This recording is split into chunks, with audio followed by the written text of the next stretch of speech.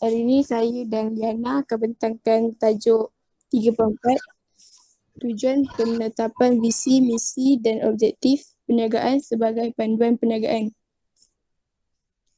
Penetapan visi, misi dan objektif setiap perniagaan mempunyai tujuan tersendiri yang menunjukkan kepentingannya dalam menjalankan sesuatu aktiviti perniagaan.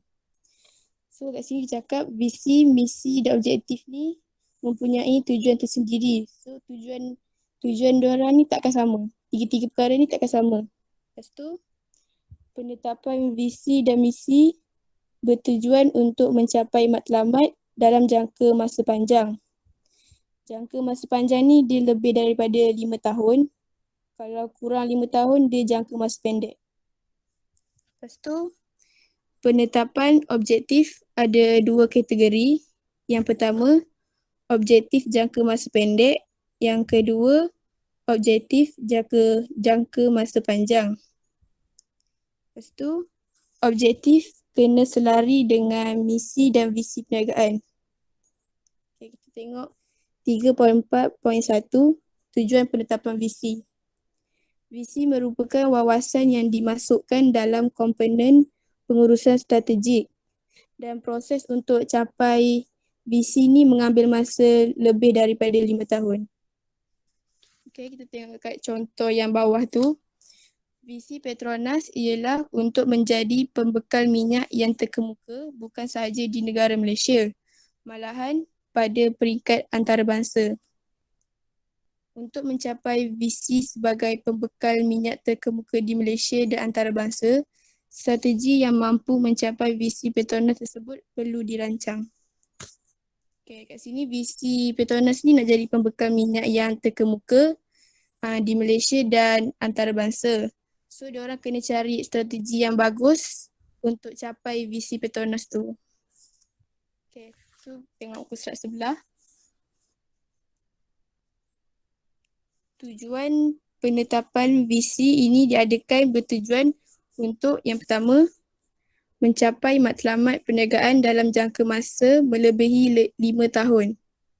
Yang kedua, mendorong semua pihak organisasi untuk memahami dan bekerjasama untuk mencapai visi tersebut dalam bentuk tindakan.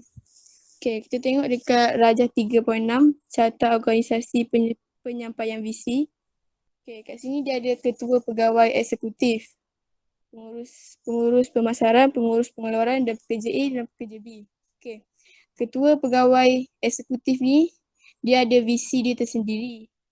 And then dia akan panggil pengurus pemasaran dan pengurus pengeluaran ni, dia akan menjelaskan visi yang dia nak capai. Lepas tu, lepas pengurus pemasaran dan pengurus pengeluaran ni dah faham visi yang dia nak capai tu, dia akan sampaikan pula dekat pekerja A dan pekerja B. Okey. Bila semua pihak dah faham, diorang akan bekerjasama untuk capai visi tersebut. Okey, itu je.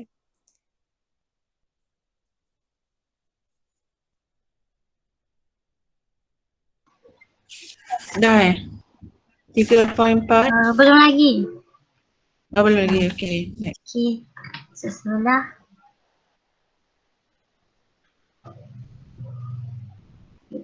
.4.2 ini tujuan penetapan misi. Seperti yang kita tahu, misi selalunya dibentuk setelah wujudnya visi. Visi seperti yang diterangkan tadi ialah matlamat yang ingin dicapai pada masa akan datang dalam tempoh masa yang panjang.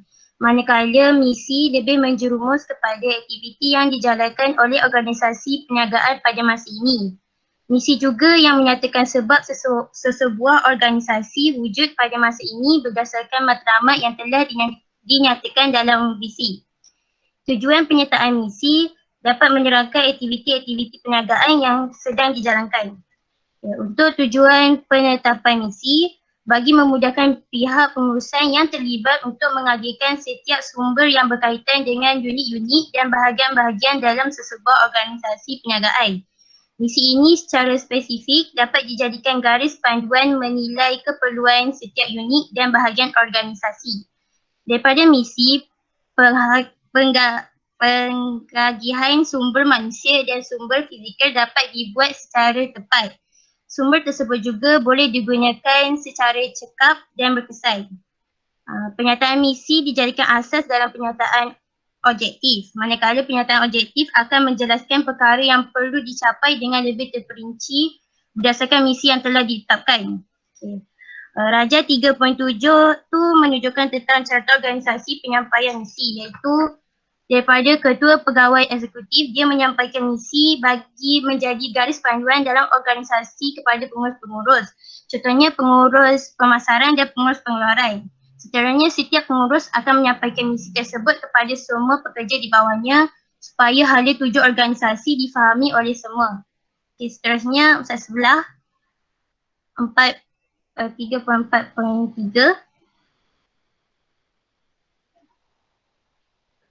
Tujuan penetapan objektif. Untuk pengetahuan, pernyataan objektif terkait dengan ciri-ciri SMART seperti dalam bab yang sebelum ini. Bagi mencapai matlamat objektif, pernyataan objektif hendaklah selaras dengan pernyataan misi. Okay, untuk penetapan objektif perlu mempunyai sekurang-kurangnya satu objektif yang mempunyai ciri SMART. Ini kerana pertama untuk menggambarkan satu sasaran yang ingin dicapai secara spesifik dan khusus. Kedua, bagi memudahkan kesefahaman semua pihak dalam usaha untuk mencapai sasaran yang telah ditetapkan.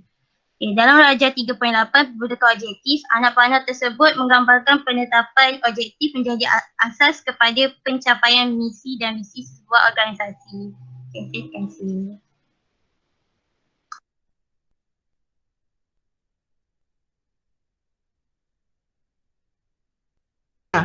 3.4 dah sudah